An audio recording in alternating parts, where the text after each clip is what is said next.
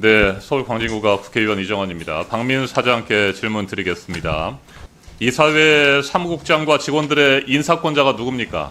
다시 한번 묻습니다. 아까 말씀드린 대로입니다. 예. 아까 말씀드린 대로 인사는 이사장과의 논의를 통해서 진행한다.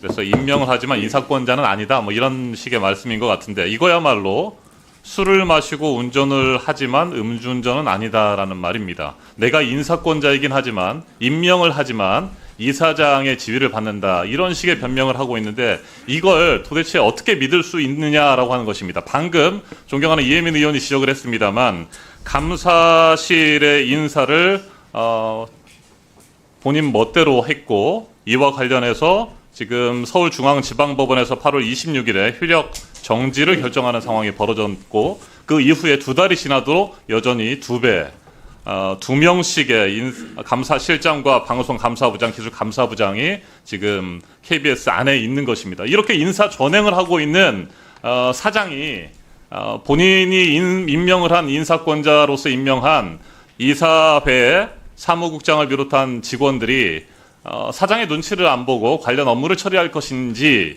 의문이 들지 않을 수 없는데 그럼에도 불구하고 자신은 전혀 인사에 임명을 했음에도 불구하고 관여를 하지 않는다. 영향을 미치지 않을 것이라고 주장하는데 제가 다시 한번 묻겠습니다. 왜 이해충돌 처벌법이 아니라 이해충돌 방지법일까요?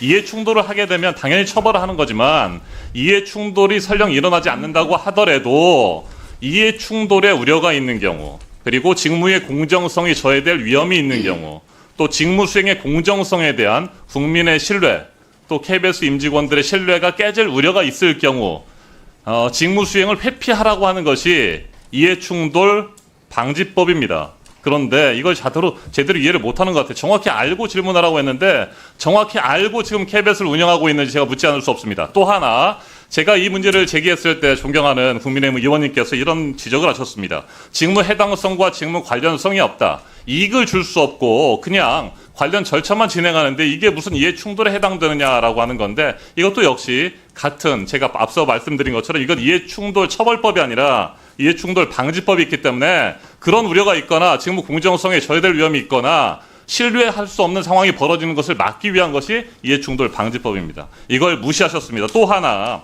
이런 상황이라고 한다면 KBS 사장 등 공사 사장들은 연임하면 안 되는 것이냐라고 하는 문제 제기를 하셨습니다. 일면 타당해 보입니다. 그런데 투명하고 공정한 그런 절차들이 확보되지 않는 상황에서 연임하는 것은 잘못되는 것입니다. 과거 KBS도 비슷한 사례가 있었습니다.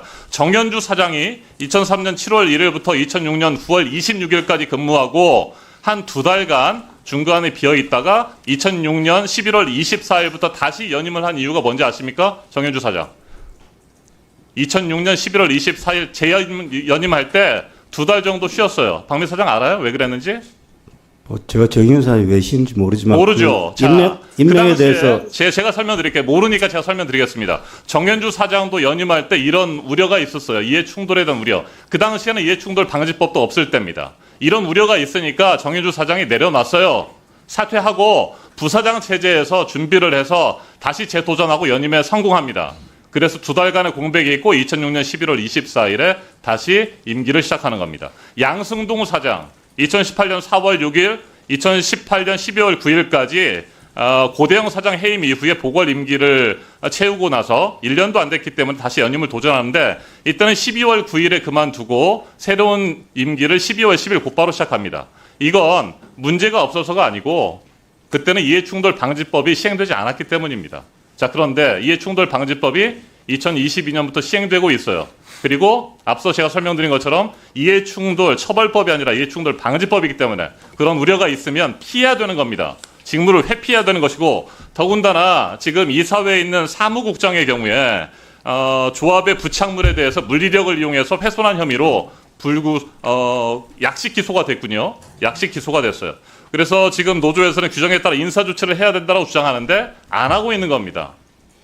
자, 사무국장도 그렇고 그 다음에 사무국에 있는 팀장도 박민수 사장이 임명한 사람입니다. 이런 사람들이 현직 사장의 눈치를 볼 가능성이 있는 거예요. 그래서 관련 절차를 진행하지만 관련 정보를 유리하게 다루거나 또 그와 반대되는 정보를 소극적으로 다룬다든지 이런 방식으로 영향을 줄 수 있기 때문에 이해 충돌의 우려가 있는 겁니다. 아시겠어요? 정확하게 좀 알고 대응하시고 정확하게 알고 답변하시고. 위원장님, 하나 이분이 계속 질문이 될 것 같아서 한 가지만 좀 답변을 드려도 될까요? 들으시겠습니까? 예, 1분 드리겠습니다. 예, 지금 민 사무총장은 제가 부임하기 전에 전임 김덕기 부사장이 임명을 하셨습니다. 제가 11월 13일 취임했는데 아마 10월 20 며칠자로 임명이 되셨습니다. 그래서 아마 그 전임 부사장, 사장 직무 대행이 요청을 받고 임명한 걸로 알고 있습니다. 뭐 그럼에도 불구하고 이해 충돌 우려에 대해서는 최대한 조심하도록 하겠습니다. 네, 그 말씀이 맞습니다. 사무국장은 전에 있던 부사장 체제에서 임명이 됐고요. 팀장은 박민 사장이 임명을 했습니다. 그런데도 불구하고 계속 이런 우려가 있는 것은 아까 KBS 감사실에 대한 인사도 그렇고 그 다음에 단체 협약을 깨면서까지 임명 동의제를 훼손했고 이런 모든 것들이 지금 박민 사장의 이해 충돌의 우려에 대한 목소리가 높아지는 그런 이유들입니다. 확실히 아시고 정확하게 대응하시고 정확하게 답변하시기 바랍니다. 영상을 시청해 주셔서 고맙습니다. 말보다 진심이 먼저 닿는 정치, 이정헌 오피셜에서 계속해서 전해드리겠습니다. 오른쪽 구독 버튼을 눌러 이정헌의 길에 함께해 주십시오. 고맙습니다.